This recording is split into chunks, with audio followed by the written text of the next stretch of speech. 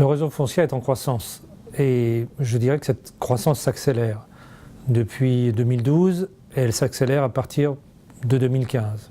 C'est le cas pour 2016 et ça sera encore le cas pour 2017. En fait, en nombre de cabinets, le réseau évolue peu puisque nous faisons beaucoup d'acquisitions qui sont ensuite intégrées à des cabinets existants. Le nombre de sites a plutôt tendance à se stabiliser et donc on préfère privilégier la qualité et le nombre de collaborateurs par site de façon à créer un effet de masse permettant d'assurer une meilleure qualité.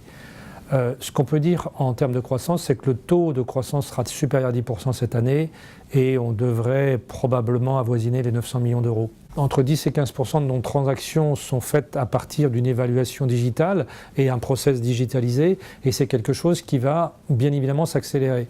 Mais surtout, nous, le digital, il nous intéresse pour les collaborateurs, à la fois pour alléger leur charge de travail, améliorer la qualité de ce qu'ils proposent au niveau du client et surtout pouvoir faire des choses plus facilement et plus rapidement. Sur la digitalisation, on fait deux choses. D'abord, on dématérialise et on industrialise nos process actuels. Mais surtout, pour la digitalisation de certaines parties de notre activité, ce que nous faisons, c'est que nous acquérons des startups. Alors on en est à 3, 4 probablement, et certainement on finira l'année avec 7 au total.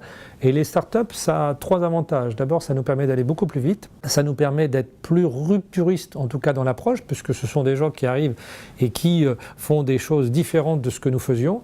Et la troisième des choses, c'est qu'elles continuent leur vie, mais nous prenons ce qu'il y a de meilleur en elles pour le transférer sur les process fonciers. Il y a la généralisation des smartphones. Je crois que plus personne ne veut travailler sans smartphone, donc on équipe progressivement l'ensemble des équipes, notamment celles qui sont face aux clients.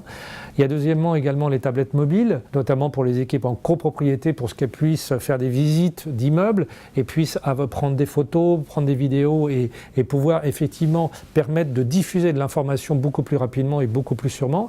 Et puis d'ici la fin de l'année, il y a ce qu'on appelle la boucle OS. Alors c'est un terme un petit peu en interne, mais c'est notamment les ordres de service quand il y a besoin d'une intervention dans un immeuble, de façon à ce que ça soit beaucoup plus rapide et beaucoup plus dématérialisé, parce qu'en règle générale, ça génère beaucoup de temps d'attente et beaucoup de communication à donner aux clients, et ça va être un vrai progrès. Et notre priorité numéro 1, c'est améliorer la satisfaction client. Nous y travaillons beaucoup, on mesure ça par le NPS, ça s'améliore progressivement, on n'est pas encore positif, donc c'est, si vous voulez, un travail de très très longue haleine.